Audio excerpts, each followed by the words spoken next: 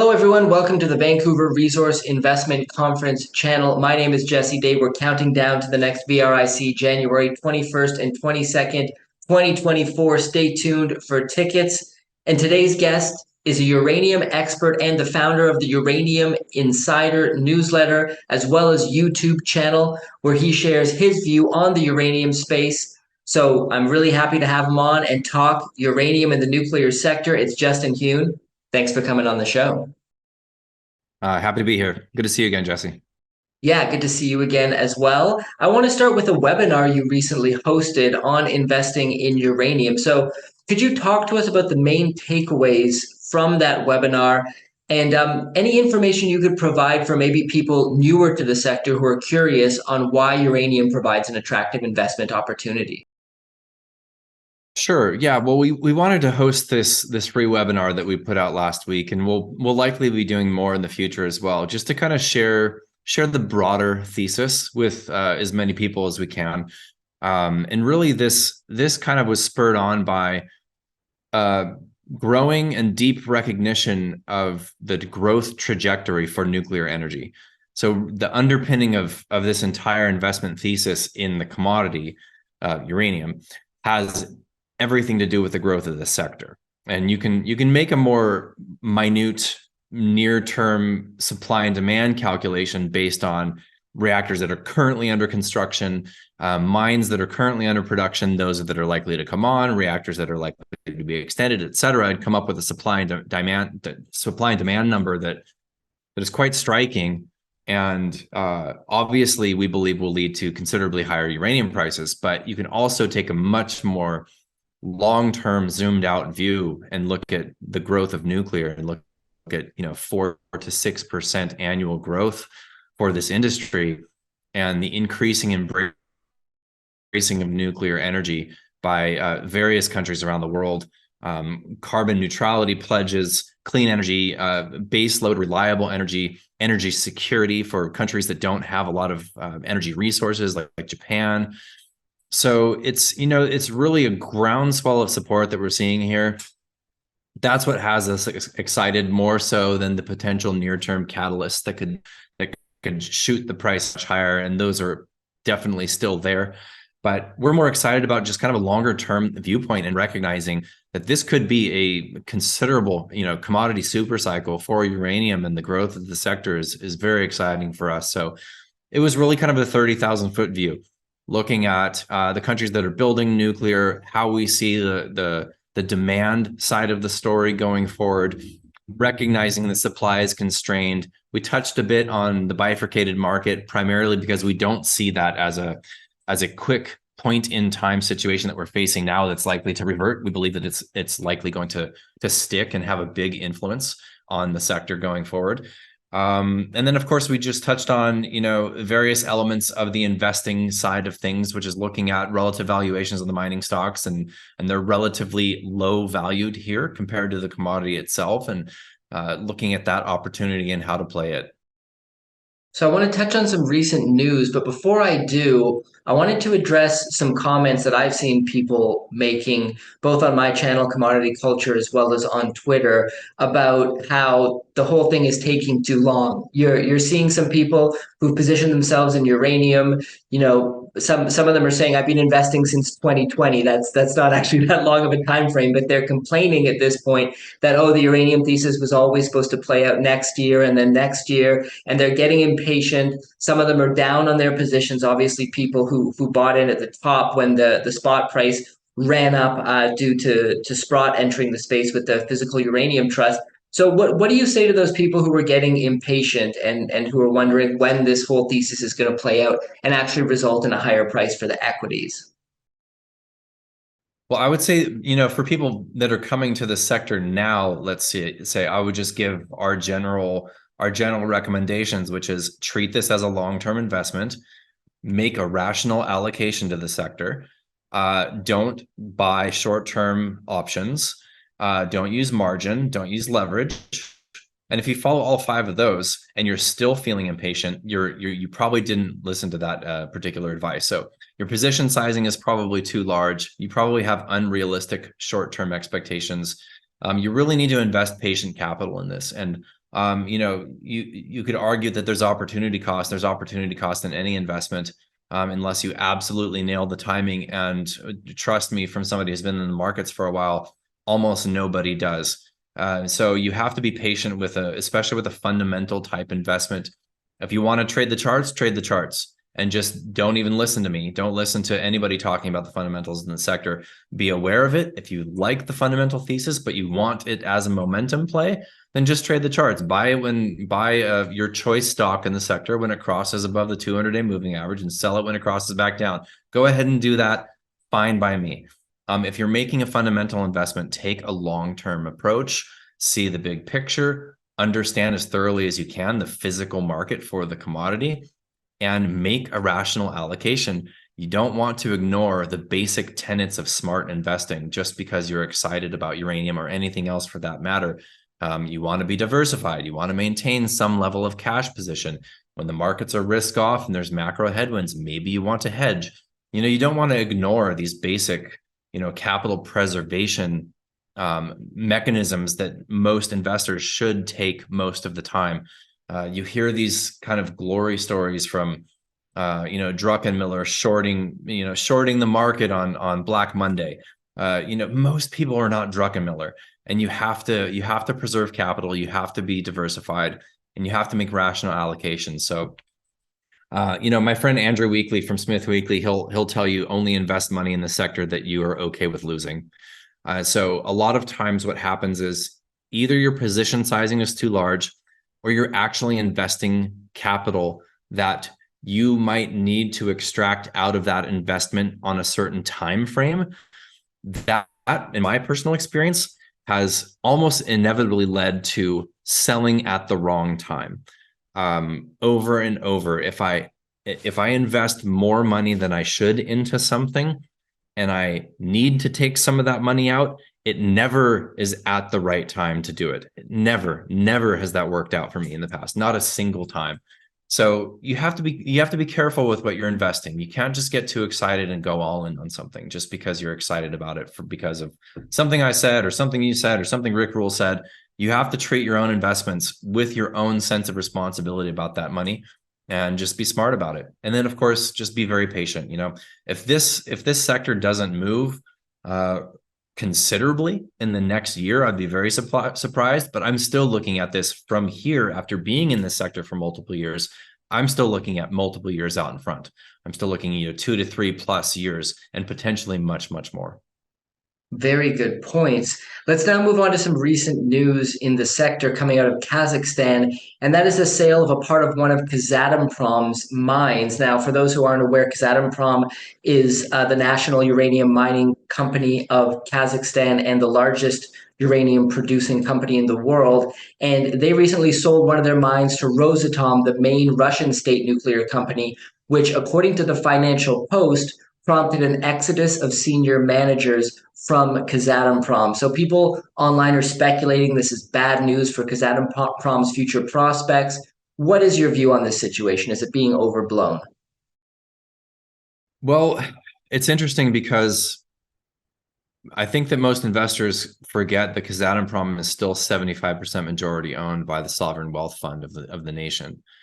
So it's only partially public, right? Minority public, and that majority shareholder, which it's hard. You can't really say that it's state owned, but it's state influenced. That majority shareholders, what they want is what's going to happen, right? So they were the ones that were pushing for this 49% ownership of the Budanovsky mine. This is a very, very large mine, the biggest mine that they've developed in a long time. And for half of that mine to be going to Russia during this moment in time when we're seeing significant bifurcation in the market, and we're seeing Western utilities pay more attention to origin risk and spreading out that risk.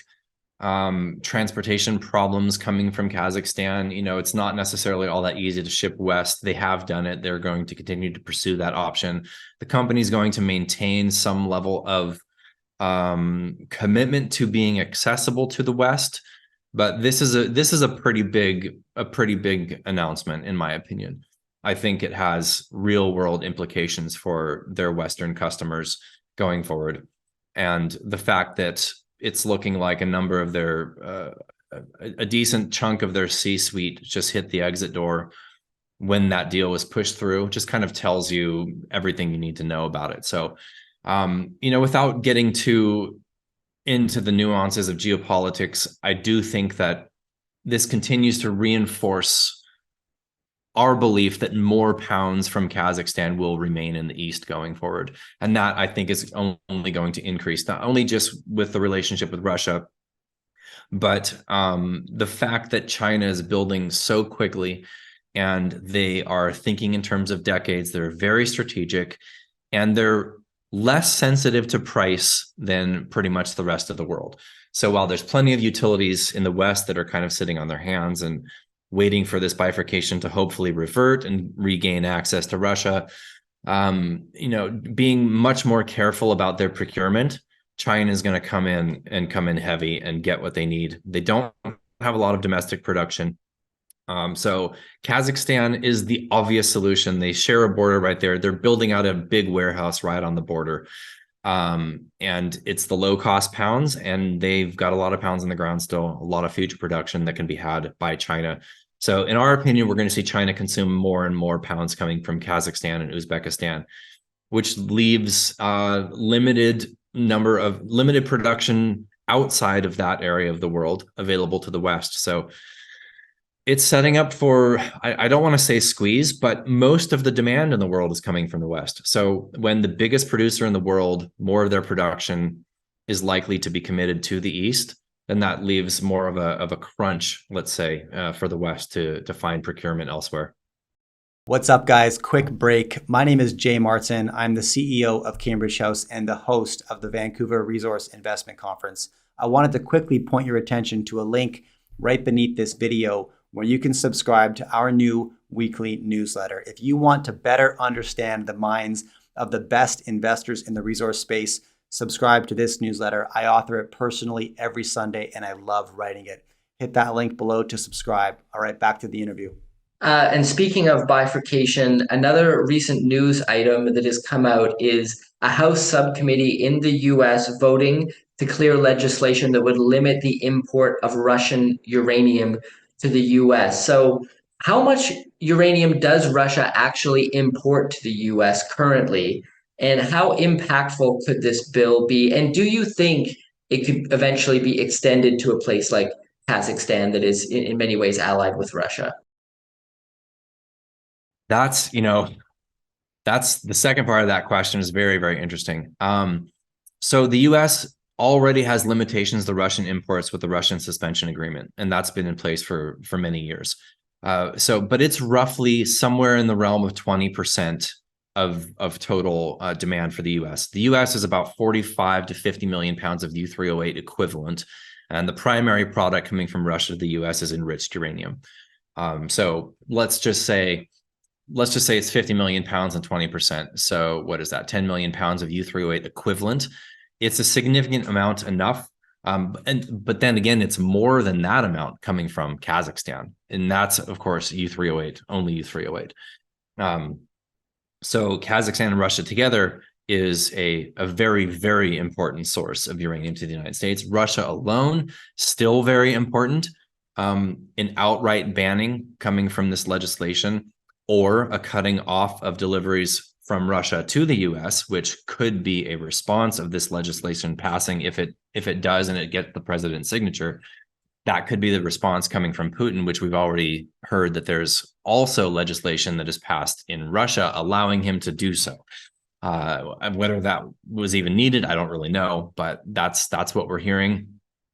So if it were cut off directly right now, that would cause a problem for a couple of utilities in the United States. Will they have to actually shut their reactors down? Probably not, but it does create a near-term supply crunch for EUP for a handful of utilities in the US. Will they get through it? Yes. Do we think, are we in support of that sanctioning? Absolutely. But not sure whether or not that's going to happen. Now, the second part of your question, will Kazakhstan and Kazatomprom specifically, or their joint venture partners, because Kazakhstan supply there's a lot of hands in that pot, right? So you've got joint venture partners with Cameco, with the Inkai mine. You've got joint venture with Orano, with Catco. You've got joint venture with a couple of Japanese entities, Uranium One, of course, and then Chinese entities as well. So there's many players coming out of Kazakhstan. This is not just Kazatomprom. In fact, Kazatomprom's production from the country, their ownership of those mines and that production is only about 50%, in that ballpark of the total production. So there's a lot of other players there. And the potential for pounds produced there to get lumped into that is there. I don't think that happens in the immediate term, but if things continue to escalate, hearing from sources that are deep into the politics of that area, much deeper than we are, basically are saying that as of now, this situation in Ukraine is still classified as a special military operation and is not yet an outright declaration of war. And if there is an outright declaration of war, then the CSTO countries will have to pledge support of Russia. So that's Belarus and that's Kazakhstan, and there's a number of others there in the Eastern European bloc. So long story short, I guess the answer is it's complicated, and utilities don't like complicated. So when there's a bit more hair on that story from the biggest producer in the world, that really matters. And we're really just looking at much higher prices of uranium to incentivize development in other parts of the world is ultimately our conclusion to what's going on there.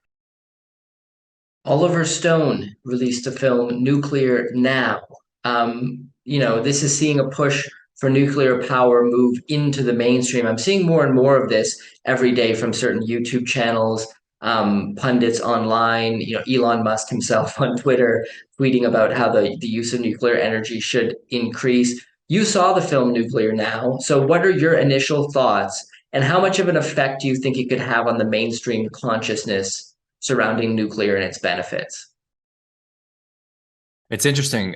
There was actually a tweet from Nuclear Now's Twitter account this morning that screenshotted a quote from Bono from U2, who highlighted the film and basically was saying that this is a very compelling story and for the support of nuclear energy. So, I think in the just the modern social realm, I think it has pretty great significance. The film was well done. I have some critiques of it, but I have some praise for it as well. So I'll start with my critiques. I think that I would have liked to have seen a greater amount of time spent on the supportive elements of nuclear that have nothing to do with carbon and climate change. So, because in my opinion, even if you erased the low carbon, carbon-free energy, climate change concerns, that if you just completely took out that part of the story that is supportive of nuclear, I still think nuclear is 100% the way to go for humanity going forward. It has to do with energy density. It has to do with baseload power. It has to do with land usage.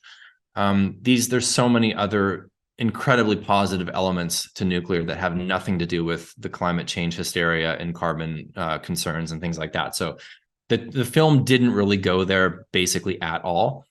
That probably was strategic because he understands that there's a huge audience that are up in arms about climate, and this is a story that they need to see. And so to the extent that it will bring the climate concerned over into our camp, awesome, great. So it probably was strategic, but I would have liked to have seen some discussion, some deeper discussion on just the absolute engineering marvel that is nuclear and the benefits for humanity that have nothing to do with that side of the story. That's my main critique. One thing it did really well was dive into the history of the anti-nuclear movement and really pick it apart. And there's some significance of that that's happening right now. So there is an NGO called Friends of the Earth. They're anti-nuclear, and they are currently suing PG&E in California that is working on, continuing the operation of Diablo Canyon with its 5-year extension. They're actually in the market right now with an RFP looking for 6.1 million pounds of U3O8 equivalent to keep that plant going. But But that's kind of an aside. But Friends of the Earth is suing them, essentially saying you're violating your contractual obligation to shut down this plant. They're going to lose, and they've got the support of the political establishment in California, which is incredible. But the origin of Friends of the Earth is an offshoot of the Sierra Club, and the Sierra Club at the time, and I think this was in the 60s, was pro-nuclear and anti-hydro. I was like, hell yes, Sierra Club, because that's pretty much where I sit. I think I know hydro is okay. It's clean in terms of carbon. All other elements of that, it's environmentally devastating, and I'm not a fan. Just to plant my flag there. But they were against hydroelectricity, and they were pro the atom, right? Then what happens? A fossil fuel lobbyist comes to one of the Sierra Club execs, cuts him a check for $200K, which in the 60s is a hell of a lot of money. What is that, $10-15 million now? Something in that realm. He leaves the Sierra Club, starts the Friends of the Earth, and flips anti-nuclear. And that was the origins of Friends of the Earth. And then they go into the huge, the story of the anti-nuclear movement around 3 Mile Island. And that accident really triggered a massive anti-nuclear movement. There's a lot of fear around, the Cuban Missile Crisis and the Cold War and all of that, nuclear escalation. But there were, huge concerts, hundreds of thousands of people out there supporting the anti-nuclear movement. And it was all largely influenced by the 3 Mile Island accident that injured and killed 0 people. You had the actual containment building for that contain the meltdown. So pretty fascinating history with the anti-nuclear movement. And he really picks that apart and gives a broad history of that. I thought that was incredibly well done. Very interesting. And yeah, the anti-nuclear propaganda is very strong and still embedded in many cultures and social groups. I even remember, several years back before I knew anything about uranium or nuclear, seeing a presentation by a professor saying that the Fukushima disaster was like the greatest calamity that's ever happened in the history of the world. And it could result in cancer spreading across the entire earth and all sorts of, and I completely believed it because I just had no idea. And it just seemed, the way they presented it seemed logical. So I've been a victim of the propaganda in the past. Could you talk to us about small modular reactors and how they differ from your typical nuclear power plant, how much of a game changer they could be, and where we are in the adoption curve for SMRs globally? SMRs are probably the most exciting element of the nuclear story. And part of the reason why is because they address a couple of the primary concerns of the anti-nuclear side of things. So, the primary concerns from the anti-nuclear is meltdown concern, and what about the waste? And then, of course, the cost and the time to build, right? So SMRs kind of can address all of those concerns. So some of these designs there's dozens and dozens of brilliant SMR designs of various different types of fission. So some of these small modular reactors are producing considerably less waste. They're recycling waste. They're utilizing spent fuel across the board. Not across the board every single design, but there are designs that do utilize spent fuel and produce less waste. Most of these designs have very robust safety mechanisms built into them, like walk-away safe, where you can actually have 0 personnel on staff, and if the grid goes down, they can shut themselves down meltdown free, right? Or they're using meltdown proof fuel, like this Triso X fuel, this ceramic coated uranium fuel pellets that literally cannot melt down. Then you have the size, which is interesting because not every energy grid can take a 1,000 megawatt large reactor. You can pop in a 50 to 100 megawatt, 300 megawatt reactor. There's many more use cases for the smaller sizes. And then, of course, the cost and the time frame to build. Now, because these are still first of their kind, pretty much across the board, the first ones are being built right now. There's one being built in China. They're building a BWRX 300 in Darlington, Ontario right now in Canada. Demonstration projects in the US for the TerraPower's Natrium reactor, X Energy's XE100, and the NuScale's in the first stages of their first builds in Romania and also in the US. So they're just getting built now. So these are all first of a kind, but the idea essentially is that these can be built in fleet mode, that the elements that make up these small modular reactors can be built in factories and shipped on and assembled on site. And once we have these up and running, I think we'll see kind of a snowball effect in terms of their adoption. And they can be built much faster and much cheaper, generally speaking, than the very large scale reactors. And of course, that depends on the jurisdiction, right? I mean, China is building large scale reactors on time and on budget. The Koreans are building, them in various jurisdictions around the world. The VRIC plant being built in the UAE, unbelievable nuclear success story, on time, on budget, just brilliant. So that is happening in certain areas with large scale reactors, but the SMRs really fit the bill. The interesting thing from an investing standpoint with SMRs is that modeling out into the future for supply and demand for the sector, pretty much nobody is modeling in SMR demand because it's still very prospective at this point. So it's really only upside as far as the adoption of SMRs when we're talking about its impact on demand. But to quote Trade Tech, which is one of the foremost nuclear fuel consultants, they say that we could see northwards of 200 million pounds of cumulative demand by 2035. And of course, that's cumulative and that's by 2035. So these first SMRs, they're still shooting for late decade, kind of at the soonest, to actually be up and operational. But even if you figure a 2030 operation for an SMR, they're going to be seeking out that fuel as soon as they have the green light on the construction and construction is breaking ground. They're going to be securing their fuel. So that means if it's a light water, boiling water reactor and they're running off of 4.5% enrichment, they can use LEU. They can actually go out and buy uranium and run it through the fuel cycle. If it's an advanced reactor running off of HALEU, that's a little bit of a different story. Russia's the primary producer of HALEU. Trying to work it out in the United States to get a HALEU circuit. In the meantime, these demonstration projects will be powered by HALEU that's coming from downblending, but that's not the long-term solution.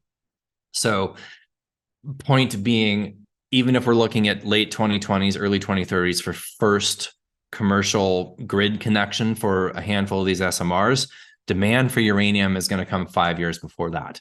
So we could see demand for SMRs in terms of actual uranium procurement in the next few years. And it could be a real serious demand implication here. It could drastically affect these models.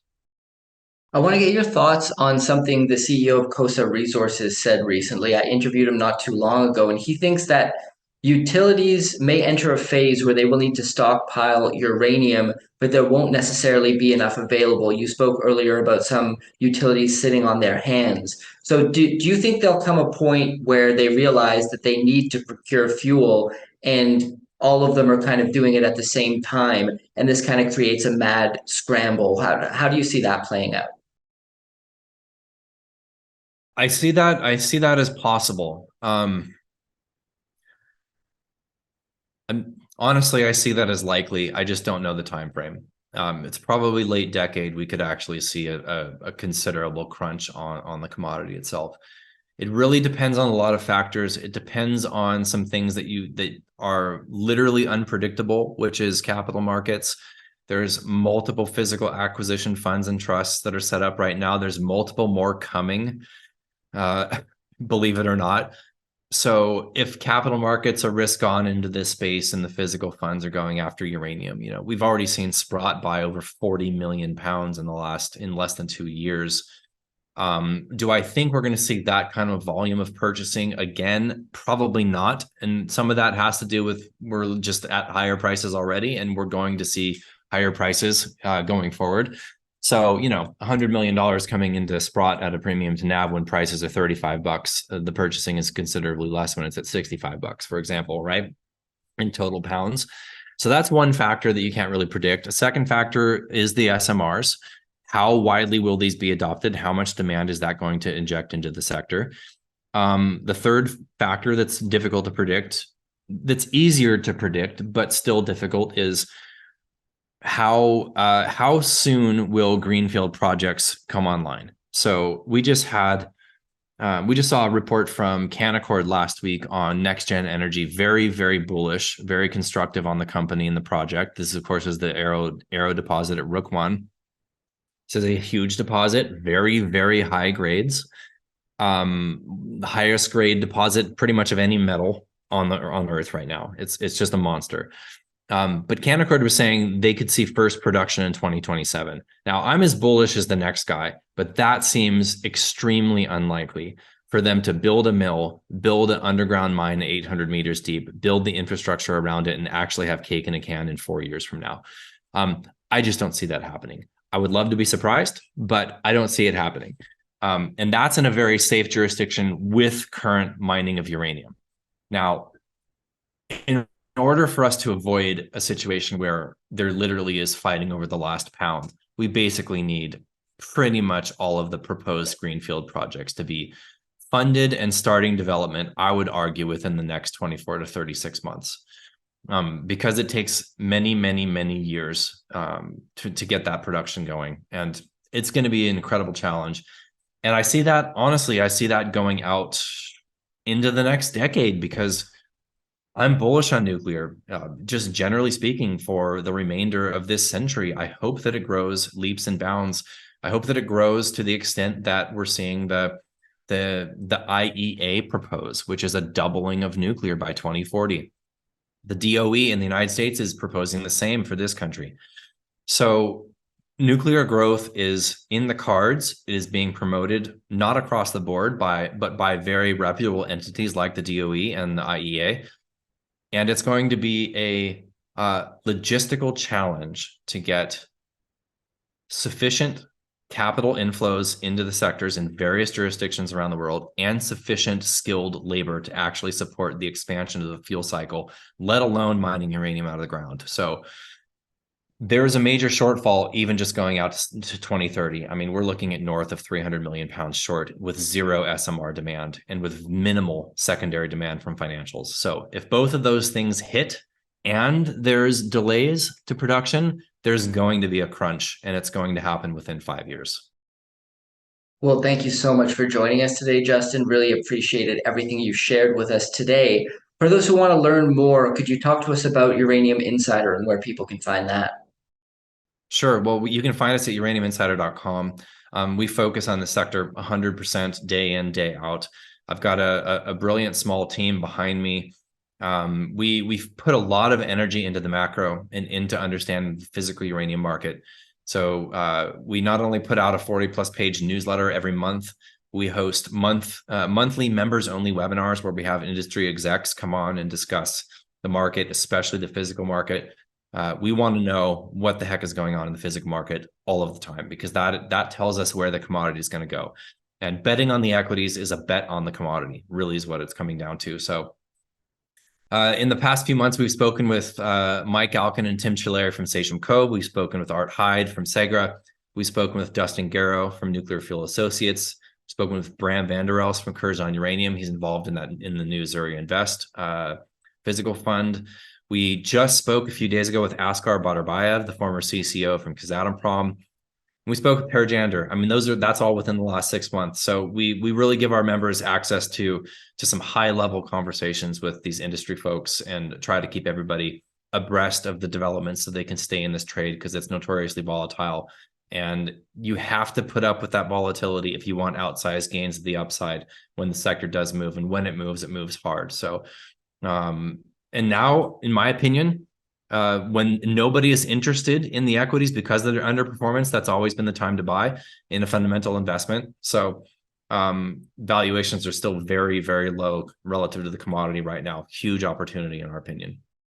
Yes, I would be buying more here if I wasn't already irresponsibly overweight uranium equities. Well, thank you so much for joining us once again. I'll put a link to Uranium Insider in the description, and definitely hope to have you on again to talk uranium once more. Anytime. Yeah, happy to chat with you anytime, Jesse.